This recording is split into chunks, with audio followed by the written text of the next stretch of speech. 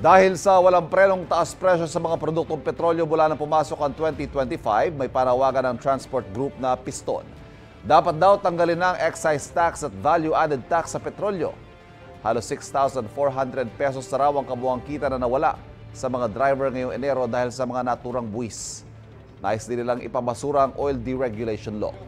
Wala pa pahayag ang Department of Energy kaugnay nito. May mga nakabinbin pang petisyon ng mga transport group para sa dagdag pasahe na piso hanggang 3 piso. Ayon sa Land Transportation Franchising and Regulatory Board.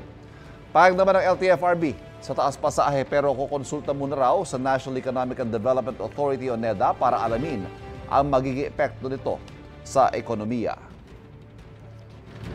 I think an increase is already needed. Kasi it's long overdue. Kasi sobrang nang itinaas ng presyo ng mga gasolina at saka yung cost ng maintenance of these motor vehicles. So it is imperative that we act on it. Ang issue na lang is kung magkano yung ibibigay na fare hike. Kapuso, huwag magpapahuli sa latest news and updates. Mag-iuna ka sa balita at mag-subscribe sa YouTube channel ng GMA Integrated News.